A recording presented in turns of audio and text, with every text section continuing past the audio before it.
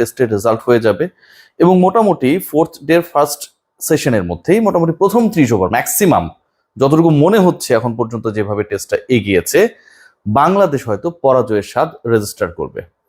এই টেস্টে বাংলাদেশ পরাজিত হলে সবচেয়ে বেশি আলোচনা হবে, সবচেয়ে বেশি মুন্ডুপাত হবে ক্রিকেটারদেরকে কেন্দ্র করে। এনামুল বিজয় তিনি রয়েছেন মোটামুটি টপ লিস্টে, হিট লিস্টে। নাজমুল হোসেন শান্ত তিনি এই টেস্টে ভালো করতে পারেন নাই। মুশফিকুর রহিম, অসংখ্য ক্রিকেটার যাদেরকে নিয়ে একদমই চুলচেরা বিশ্লেষণ হবে এবং তাদের কারণেই বাংলাদেশ হেরেছে, এই ডিসকাশনস গুলো হবে অবধারিতভাবে। বাংলাদেশ দল যেভাবে খেলেছে, বাংলাদেশ দল যেই প্রসেসে গিয়েছে, বাংলাদেশ দল যেভাবে সিলেক্টেড হয়েছে, পুরো প্রক্রিয়া নিয়ে আমরা আসলে কেউ মাথা ঘামাই না।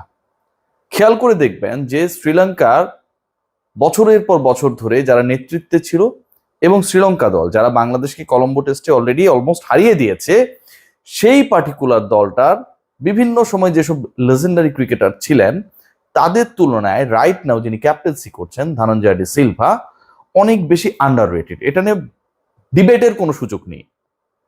বাংলাদেশে নানা সময়ে লেজেন্ডারি ক্রিকেটার, পারফর্মার, ব্যক্তিগত রেকর্ড, হিরো তৈরি করার ব্যাপারে যে ধরনের ইনভেস্টমেন্ট হয়েছে কমার্শিয়ালি, সাইকোলজিক্যালি, ক্রিটিক্যালি, এবং আমার কাছে যেটা মনে হয় যে ক্রিকেট বোর্ডের অফিসিয়াল জায়গা থেকে দলীয় পারফরমেন্সকে ভালো করার ব্যাপারে বা বাংলাদেশকে দল হিসেবে পারফর্ম করানোর ব্যাপারে কোনো ধরনের পরিকল্পনা সেভাবে করা হয়নি। কলম্বো টেস্টে বাংলাদেশ দলের যে সেকেন্ড ইনিংসের সিচুয়েশন, বাংলাদেশের ব্যাটাররা যেভাবে আউট হয়েছে, বিজয় যেভাবে উইকেটটা থ্রো করে এলেন, খুব সহজে ডিসকাশনটায় এখানটায় ফুল স্টপ দেওয়া সম্ভব যে তিনি আসলে প্রিপেয়ার্ড না।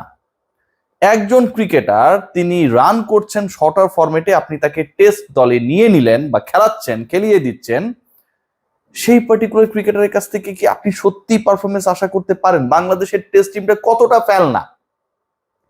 সিলেকশন প্যানেল তারা আমি জানি না যে রাতে আসলে কিছুটা হলেও মানে উপোস করে থাকেন নাকি হচ্ছে যেহেতু বয়স হয়েছে সবার ভাত বা রুটি খান। চিন্তা করে দেখুন যে বিপিএল হলো সেই পার্টিকুলার টুর্নামেন্টের বেস্ট ক্রিকেটার যিনি ছিলেন মেহেদী হাসান মিরাজ, তাকে টি-20 দলে দ্য নেক্সট সিরিজে খেলানো হলো না। ঢাকা প্রিমিয়ার লিগের কথা যদি আমরা বলি, খুব ইন্টারেস্টিং, কিন্তু সেখানকার বেস্ট পারফর্মার মোসাদ্দেক সৈকত আবাহনীকে চ্যাম্পিয়ন করলেন। তার ব্যাপারে বাংলাদেশ ক্রিকেট বোর্ডের প্রধান নির্বাচক অফিসিয়াল প্রেস মিটে, নট লাইক যে দু একজন গিয়ে মাইক্রোফোন ধরেছে, এই কথা বলে দেন যে যতদিন মিরাজ খেলবে ততদিন তার কোনো সুযোগ নেই, ফুল স্টপ দিয়ে দেন। অথচ আপনি মিরাজও খেলছে, নাইমও খেলছে, রোল একই, অফ স্পিনার, তখন আপনি একই দল সিলেক্ট করছেন, খেলাচ্ছেন, তখন আপনার মোসাদ্দেক সৈকতকে নিয়ে কোনো সমস্যা হচ্ছে না। অমিত হাসান এনসিএল এ প্রথম শ্রেণীর ক্রিকেটে রানের পর রান করছেন, তার সুযোগ হয় না, বিজয়কে আপনি ওপেনার বানিয়ে দেন। রাকিবুলের কথা যদি আমরা বলি, তাকে আমরা যেভাবে চেয়েছি তার থেকে বেশি ভালোভাবে তিনি পারফর্ম করেছেন। হোয়াইট বল ক্রিকেট বলেন, রেড বল ক্রিকেট বলেন, কোনোটাতেই বিবেচনার মধ্যে নাই। ঘরোয়া ক্রিকেটটা তাহলে খেলে লাভটা কি ভাই? এই যে সিচুয়েশনস গুলো ক্যারি করছে বাংলাদেশ ক্রিকেট বোর্ড, এই যে সিচুয়েশনস গুলো বাংলাদেশ ক্রিকেট বোর্ডের দায়িত্বপ্রাপ্ত সিলেক্টররা কন্টিনিউ করছেন একটার পর একটা, এই দল থেকে আপনি কি ভালো পারফরমেন্স আশা করতে পারেন? আমরা কোন প্রসেসের মধ্যে রয়েছি? বিজয়কে গালি দিয়ে দিলাম, দল থেকে বাদ দিয়ে দিলাম, পাবলিক খুশি, মিডিয়া খুশি, সমর্থক থেকে শুরু করে ক্রিকেট বোর্ডের কর্তারা খুশি, ফুল স্টপ। কিন্তু তার সিলেকশনটা যে রং ছিল, এই ব্যাপার নিয়ে বাংলাদেশ ক্রিকেট বোর্ডে কেউ কি কথা বলা রয়েছে? শান্তকে যেভাবে ক্যাপ্টেন্সি থেকে সরানো হয়েছে, এটা তো মেহেদী হাসান মিরাজেরও ভালো লাগে নাই, লাগার কোনো কথা না তো ভাই। তার সাথেও তো এটা হতে পারে। এটা কি রাইট ডিসিশন ছিল? ঢাকা প্রিমিয়ার লিগে বেস্ট পারফর্মারকে আপনি কোনো হিসাবের মধ্যে রাখছেন না, পাবলিকলি বলে দিচ্ছেন। একজন প্রধান নির্বাচক সেই কাজটা কি করতে পারে? অনেক ডিসিশন মেক হইতেই পারে, কিন্তু আপনি পুরো বাংলাদেশের 18 কোটি মানুষকে বলে দিচ্ছেন ওর কোনো সুযোগ নাই, তাহলে সে খেলবে কোন আশায় ভাই? তাহলে কি মোসাদ্দেক সৈকত স্রষ্টার কাছে দোয়া করবে যে মেহেদী হাসান মিরাজ যেন দ্রুত ইনজুরিতে পড়ে, তার ক্যারিয়ার যেন শেষ হয়ে যায়, এবাদতের মতো 2-3 বছর যেন ন্যাশনাল টিমে খেলতে না পারে, তাহলে তার সুযোগ হবে? আপনারা এটা পারেন? প্রফেশনাল জায়গা থেকে একজন ক্রিকেটারকে মেনশন করে তার এখন সুযোগ নেই, এই ফুল স্টপটা আপনারা দিতে পারেন, আপনারা দেন। বাংলাদেশ ক্রিকেট বোর্ডে ক্রিকেট অপারেশনস কি করছে আমার প্রশ্ন, যে তার আন্ডারেই তো এই সিলেকশন প্যানেল, যত বড় মানুষই থাক না কেন সেখানটায় তারা ভুল করলে তাদেরকে জবাবদিহি করবেন না আপনারা? বাহাত স্পিন নিয়ে অনেক আলোচনা হয়, কিন্তু যিনি উইকেটের পর উইকেট পান তাকে নিয়ে কোনো আলোচনা হয় না। কেন হয় না ভাই? মুস্তাফিজের ইনজুরি নিয়ে অনেক ধরনের আলোচনা হয়, সত্যি ইনজুরি কিনা এখন পর্যন্ত সেই অ্যাসেসমেন্টের রিপোর্ট আমরা পাই না। কেন পাই না ভাই?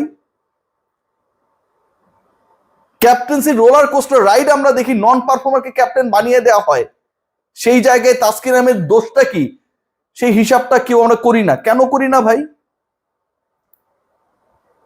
আমরা কোনো কিছুই করি না। সকল ধরনের ফরম্যাটে, সকল ধরনের ক্রিকেটে নুরুল হাসান সোহান লাস্ট ওভারে 30 রান নিয়ে বাংলাদেশের একজন ক্রিকেটার বিপিএল এ তার দলকে জিতিয়েছে, যে কোনো ফরম্যাটে হোক। এটা টাফেস্ট টাস্ক, 1 ওভারে 30 রান নেওয়া টাফেস্ট টাস্ক। সেই পার্টিকুলার ক্রিকেটারকে আপনি কোনো হিসাবের মধ্যে রাখেন না, বলে দিলেন সে ইনজোর্ড, যে কারণে তাকে নেওয়া হচ্ছে না, অথচ তার পরের দিন সে 97 রান করলেন। এই যদি হয় সিলেকশনের ক্রাইটেরিয়া, সিলেক্টেড ক্রিকেটাররা তাহলে কিভাবে পারফর্ম করবে? আমার প্রশ্নটা সেখানটায়। যাদেরকে আমি সিলেক্ট করছি সেই সিলেকশনের প্রক্রিয়াটা যদি ভুল হয়, তাহলে সিলেক্টেড যারা, they are not the right choice, right person to perform, তারা তো ভালো করতে পারবে না। এই আলোচনাটা আমরা কেউ করি না। বাংলাদেশ ক্রিকেটকে নিয়ে জাস্ট একটা ফাজলামো চলছে। সেই ফাজলামোটা মিনাজুল আবেদিন নান্নুর সময়ও চলেছে, এখন তিনি বড় বড় কথা বলেন। গাজী আশরাফ হোসেন লিপু দায়িত্ব নিয়েছেন, এখনো চলছে।